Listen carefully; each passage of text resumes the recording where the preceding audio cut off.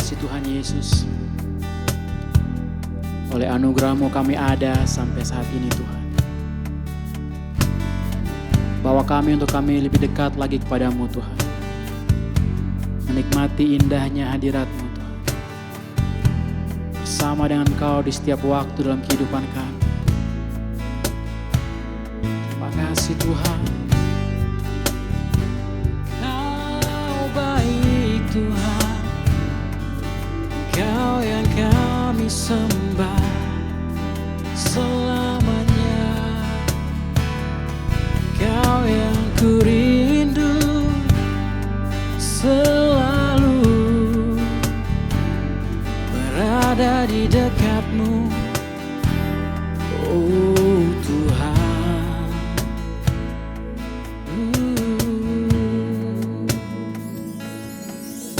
Rindu selalu bersamamu, tinggal di dalam kediaman-Mu, oh Tuhan. Sebab ku sukai hadirat-Mu, tak ingin ku terpisahkan dekat dengan-Mu. Itu yang ku rindukan,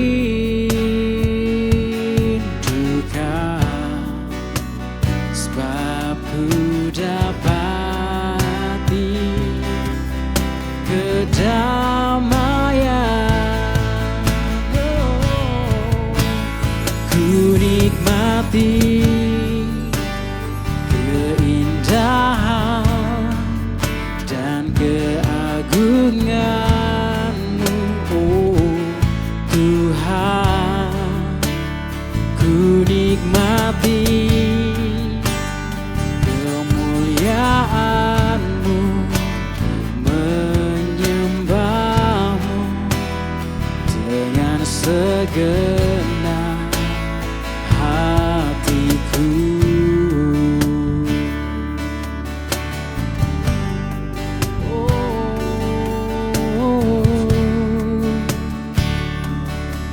Ini kerinduan kami Tuhan.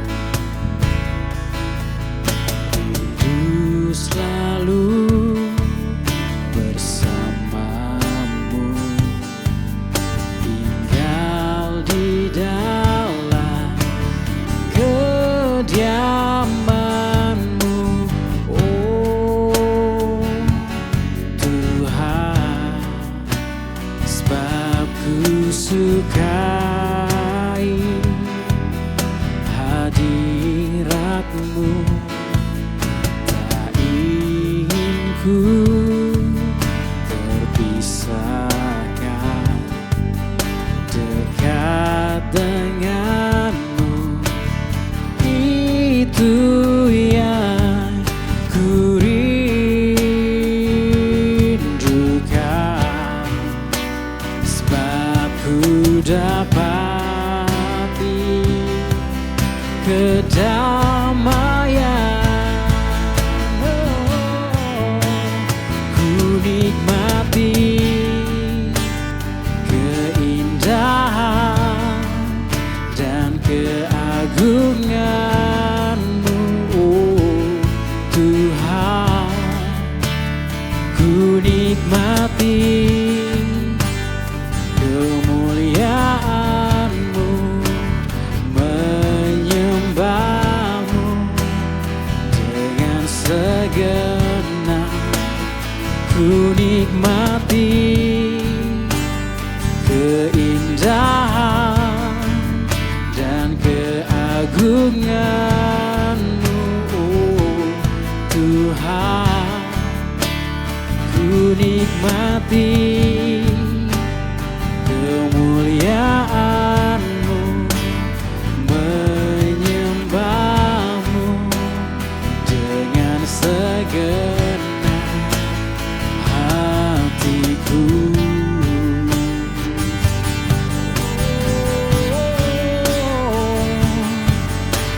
Segenap hatiku menyembah-Mu Tuhan. Kau yang layak, Kau yang layak disembah. Engkau Yesus Tuhan yang layak disembah. Kau ku tinggikan, Engkau saja Tuhan yang layak ku agungkan. Terpujilah nama-Mu, oh Tuhan. Terpujilah Engkau Yesus. I sing praises to your name. Oh Lord, praises to your name. Oh Lord, for your name is great and greatly to be praised. I sing praises to your name. Oh Lord, praises to your name. Oh Lord, for your name is great and greatly to be praised. Oh, for your name is great and greatly to be praised. For your name is great and greatly to be praised.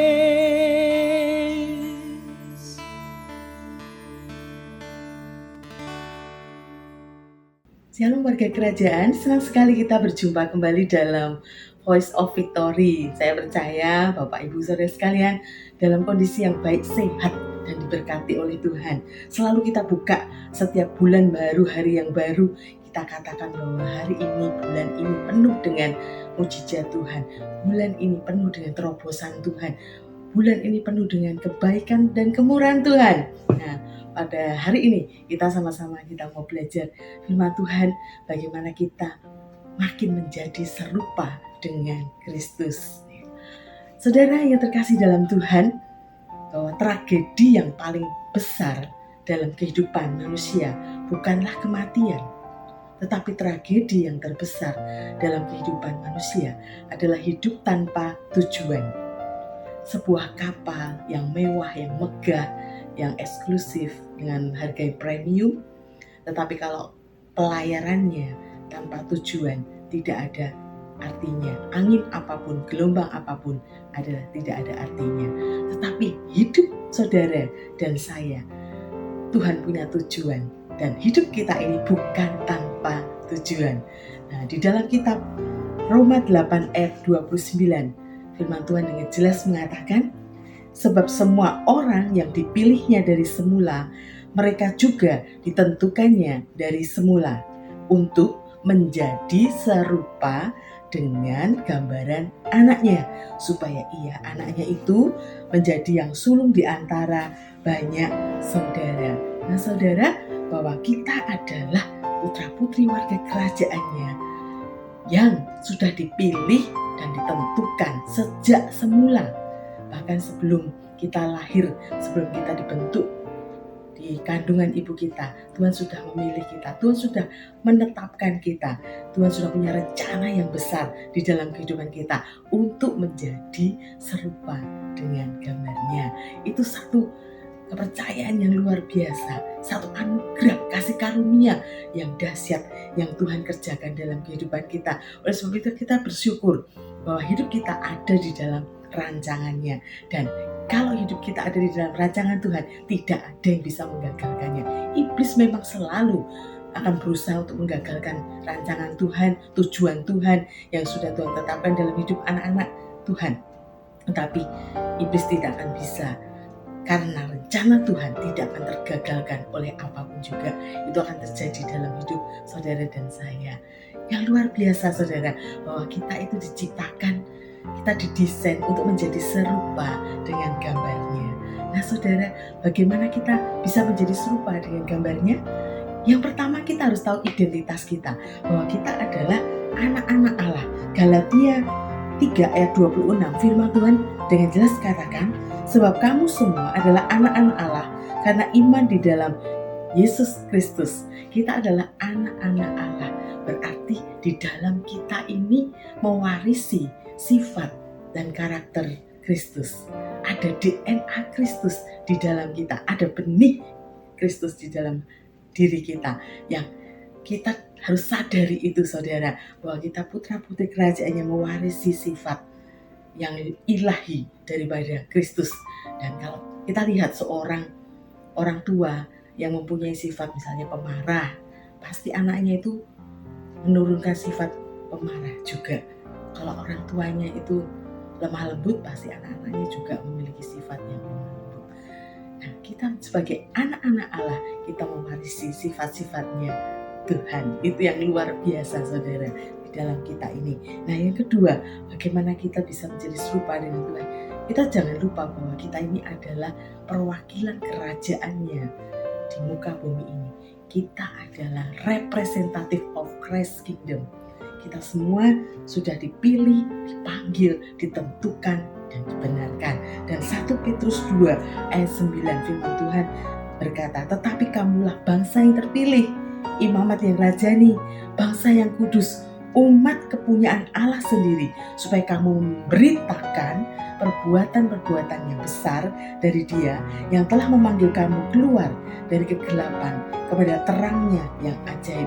Kita adalah dipilih, dipanggil untuk menjadi utusan-utusan kerajaannya, untuk memberitakan perbuatan tangan Tuhan yang luar biasa dalam kehidupan kita. Kita tidak boleh diam saja. Sebagai anak-anak Tuhan, kita harus bergerak aktif untuk memberitakan kebaikan Tuhan. Nah saudara, bagaimana kita bisa menjadi serupa dengan Kristus? Yang ketiga adalah kita harus mau diubahkan dan dibentuk melewati proses demi proses dalam kehidupan ini. Saudara, hati kita harus dilunakkan. Kita harus mempunyai hati yang lemah lembut, biar kita mau taat, dibentuk oleh tangan Tuhan sendiri yang luar biasanya saudara. Karena proses itu indah, proses itu akan membentuk kita makin serupa dengannya. Oleh sebab itu jangan memberontak ketika proses itu sedang terjadi dalam kehidupan kita. Jangan hindari, tetapi taat saja dan nikmati saja prosesnya. Dan kita percaya kita itu aman karena di dalam tangan Tuhan sendiri. Nah saudara, kita lihat bahwa Ayub, ketika Ayub menjalani ujian dan proses yang begitu berat, Ayub tidak menyalahkan Tuhan, tetapi dia belajar untuk bersyukur. Dan dia katakan bahwa Tuhan yang memberi, Tuhan yang mengambil, terpujilah Tuhan. Tidak mudah sebenarnya kalau kita melihat penderitaan, proses yang begitu dalam, penderitaan yang bertubi-tubi yang dialami oleh Ayub.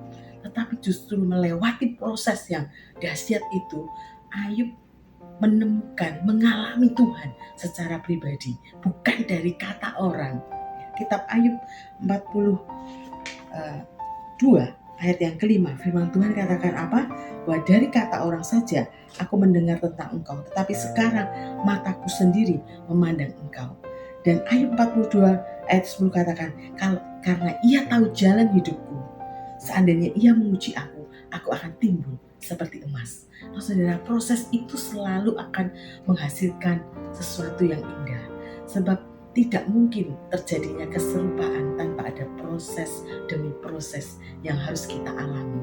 Saudara tahu bahwa sebuah emas yang murni itu melalui proses yang panjang, dibentuk, diproses. Sang pengrajin emas, dia akan selalu mendampingi ketika proses demi proses itu terjadi. Tahap demi tahap itu harus dilalui sebongkah emas itu saudara. Bagaimana dikatakan bisa murni, emas itu murni dan sejati ketika sang pengrajin itu melihat bahwa wajahnya itu tercermin di lempengan emas itu, dan dia katakan it is finished, selesai. Kita ada di tangannya Tuhan. Tuhan akan lakukan yang terbaik buat kita untuk membentuk kita, bahkan mengikis habis-habisan segala watak, segala sifat-sifat yang tidak berkenan di hadapan Tuhan akan dikikis habis-habisan sampai menjadi serupa dengannya. Bersyukurlah saudara ketika proses itu terjadi dalam kehidupan kita. Mata Tuhan itu memandang tajam kita. Dia akan benahi sesuatu yang enggak beres dalam kehidupan kita, dibetulkannya, bahkan redesign. Dia akan bentuk ulang kembali.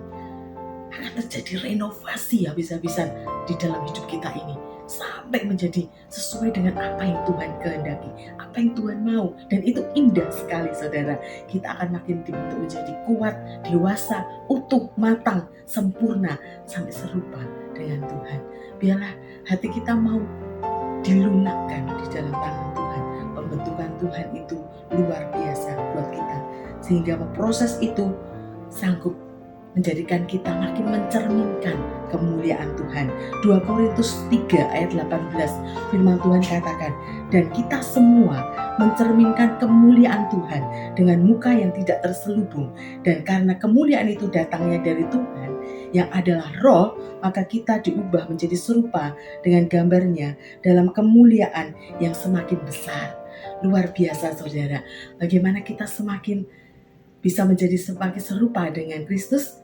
Kita harus siap untuk diproses terus sampai Tuhan berkata it is finished dan finished well.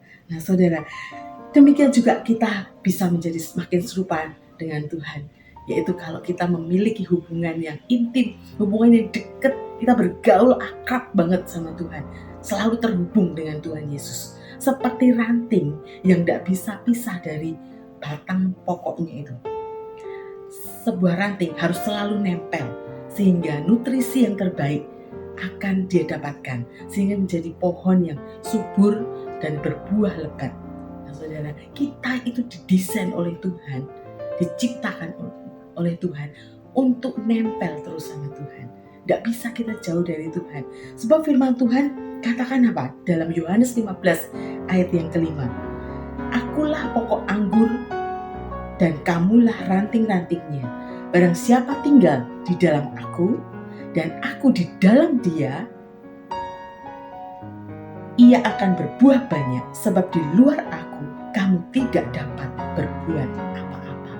Nah, saudara, kita harus selalu terhubung, bergaul karib intim sama Tuhan lebih lagi, makin hari makin dalam. Saudara tahu kalau orang pacaran itu tahapnya adalah jatuh cinta. Tapi kalau sudah menjadi suami dan istri, namanya bukan jatuh cinta lagi, namanya adalah bangun cinta. Berarti kalau bangun cinta, suami istri itu harus membangun cinta itu setiap hari. Terus dibangun cintanya, terus dirawat, terus dipupuk, terus dibangun, makin hari makin kuat cintanya. Makin hari itu makin kokoh cintanya, sampai kematian saja yang memisahkan mereka. Oleh sebab itu, biarlah kita sebagai putra-putri kerajaannya jangan jauh dari Tuhan. Kalau saat ini ada di antara saudara yang mendengarkan siaran ini mulai jauh dari Tuhan, ayo kembali lagi mendekat sama Tuhan, melekat sama Tuhan lebih lagi. Engkau akan mengalami kekuatan Tuhan, engkau akan mengalami damai dan sukacitanya Tuhan. Bahkan hidup kita diubahkan oleh Tuhan, diubahkan sampai menjadi serupa dengan Tuhan. Dan yang keempat adalah bagaimana kita bisa menjadi serupa dengan Tuhan. Kita harus meneladani sifat dan karakter Tuhan kita. Ada jejak-jejak daripada Tuhan Yesus yang kita teladani, yaitu sifatnya adalah kasih-Nya yang luar biasa tanpa batas. Tuhan Yesus begitu mengasihi kita semuanya, maka Dia mengasihi orang-orang yang berdosa. Dan hati Tuhan Maha Pengampun, mengampuni orang-orang yang menganiaya Dia, mencaci maki, membuli habis-habisan, tapi Tuhan memberikan pengampunan. Demikian juga sifat dan karakter kita, biarlah seperti kasih-Nya Tuhan, kita bisa mengampuni orang-orang yang menyakiti hati kita. Kita bisa memberikan ampunan bagi orang-orang yang melukai hati kita. Sebagaimanapun adanya, Tuhan Yesus sudah mengampuni kita. Ya. Dan kita bisa memiliki hati seperti hatinya Tuhan yang penuh dengan belas kasihan. Setiap kali Tuhan Yesus pelayanan, Tuhan Yesus melihat orang yang sakit, orang yang menderita, hatinya tergerak oleh belas kasihan. Biarlah kita memiliki hati yang seperti hatinya Tuhan, yang penuh dengan belas kasihan melihat jiwa-jiwa yang membutuhkan kasih Tuhan. Ya, mari kita saudara meneladani Tuhan Yesus juga apa? Sifat Tuhan yang begitu taat akan kehendak Bapa. Ya, seperti dia berdoa ketika di taman Getsemani, biarlah ya Bapa, kalau boleh cawan ini lalu daripadaku, tapi bukan kehendakku yang jadi, melainkan biarlah kehendak-Mu yang terjadi. Oleh sebab itu biarlah kita mau mensinkronkan semuanya, kehendak kita menselaraskan sama seperti biarlah kehendak Tuhan yang terjadi. Maka hidup kita ini akan bersinar, hidup kita makin cemerlang, hidup kita makin mencerminkan kemuliaan nama Tuhan, dan nama Tuhan dipuji dan dipermuliakan. Sebab kehidupan kita seperti surat yang terbuka. Dunia ini melihat kita. Apakah saat ini hidup kita sudah mencerminkan kasih Tuhan, sehingga dunia bisa melihat kasih Tuhan, cinta Tuhan yang besar? Itu tercermin dari kehidupan Bapak Ibu Saudara sekalian. Diberkatilah kita semuanya yang komitmen hari ini untuk kita mau semakin hari makin terus mengenal hatinya Tuhan, semakin hari kejar terus perkenanan Tuhan, makin hari makin cinta Tuhan, makin hari makin dekat dan akrab sama Tuhan, makin hari makin mau serupa dengan Tuhan. Puji Tuhan, semangatlah, sukacitalah, sebab Tuhan Yesus memberkati kita semuanya. Haleluya.